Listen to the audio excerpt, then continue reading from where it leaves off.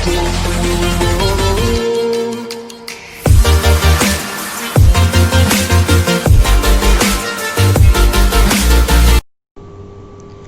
Friends, आज हम बात करेंगे कि कैपेसिटर पैनल क्या होता है और ये कैपेसिटर पैनल हम इंडस्ट्रीज में क्यों यूज़ करते हैं और हमारा पावर फैक्टर लो होता है, कम होता है, हाई होता है, उसके बारे में हम जानेंगे क्यों होता है ये।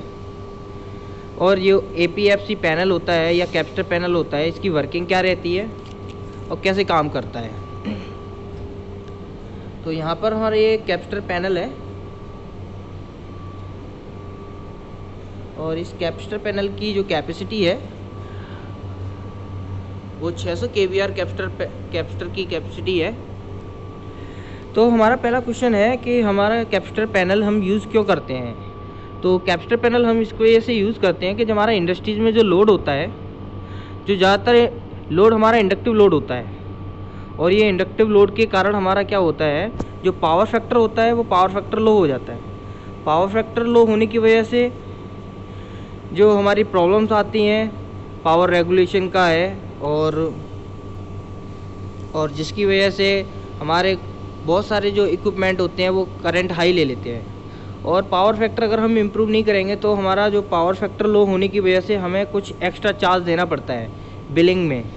तो इसकी वजह से हमें पावर फैक्टर हमें इम्प्रूव करना पड़ता है। तो हम इम्प्रूव कैसे करते हैं, तो पावर फैक्टर को हम इम्प्रूव, कैपेसिटर जो पैनल है इसमें कैपेसिटर रहते हैं, जैसे 25 kVAR 50 kVAR के कैपेसिटर रहते हैं। तो यहाँ पर ये फीडर हैं, जो कैपेसिटर पैनल के जो फीडर हैं हमारे, जैसे ये कैपेसिटर पैनल का फीडर है, ये भी फीडर है, ये कैपेसिटर पैनल के फीडर है 50 kVAR के और 25 kVAR के। तो जब भी हमारा पावर फैक्टर लो होता है तो उस टाइम पीरियड में हमारा क्या रहता है, सबसे मेन कि जो हमारे पास ये रिले लगी हुई है, रिएक्टिव पावर मैनेजर, ये कंट्रोलर है APFC रिले।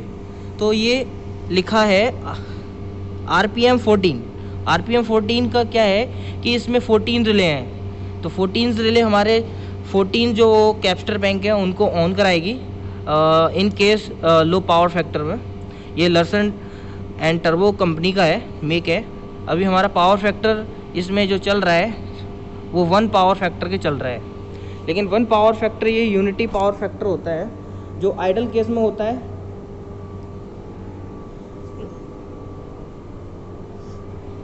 अब हम देखेंगे कि हमारा ये कैसे काम करता है। APFC जो रिले है, APFCR रिले, तो ये काम कैसे करता है। ये काम ऐसे करता है, जब भी हमारा इंडस्ट्रीज में लोड, इंडक्टिव लोड ज़्यादा हो जाता है, तो जो इंडक्टिव लोड ज़्यादा हो जाता है तो पावर फैक्टर हमारा लैग करने लग जाता है। तो इंडक्टिव लोड होता क्या है, सबसे पहले हम ये इसके बारे में जानकारी लेंगे। इंडक्टिव लोड होता क्या है। इंडक्टिव लोड क्या होता है कि जैसे हमारी कंपनी में ट्रांसफार्मर हैं, मोटर है, जो इंडक्टिव लोड लेते हैं, तो जब ये चलते हैं तो इनसे क्या है, एक रिएक्टिव पावर प्रोड्यूस होती है। उसके कारण हमारा जो पावर फैक्टर है वो लो होता है। तो हमें ये इंडक्टिव लोड जो है, इसके रिएक्टिव पावर को हमें कम करना है, तो इसके लिए हम कैपेसिटर लगाते हैं। तो कैपेसिटर हमारा लगता है, तो कैपेसिटर हम इसको पैरेलल में कैपेसिटर हमारा लगता है। तो कैपेसिटर बैंक क्या करता है, इसमें जो रिले है ये, तो रिले में हम ये सेटिंग होती है, इसमें हम फीड करते हैं कि जो हमारी डिज़ायर वैल्यू है, जैसे हमारा 0.95 से 1 तक है, हमने डिज़ायर वैल्यू डाल रखी है। जैसे ही हमारा पावर फैक्टर लो होता है तो ये ऑटोमेटिकली रिले सेंस करा के बताती है कि पावर फैक्टर लो हुआ है। तो हमारा जो फीडर हैं, जो APFC के हैं, 50 kVAR है, 25 kVAR है, तो इनको हमारा अकॉर्डिंग टू रिक्वायरमेंट ये हमारा ऑन होते हैं। तो जब ये ऑन होते हैं तो हमारा पावर फैक्टर इम्प्रूव होता है। तो पावर फैक्टर इम्प्रूव होगा तो हमारा वोल्टेज रेगुलेशन ठीक रहेगा, और हमारा जो एक्स्ट्रा चार्ज होता है, जो बिलिंग्स वगैरह होती है, जो पेनल्टी लगती है अगर हम पावर फैक्टर लो पे हम अपना प्लांट चलाते हैं, तो उस पेनल्टी से हम बचते हैं। तो इसके लिए हम पावर फैक्टर जो है इसको इम्प्रूव ही रखते हैं प्लांट में।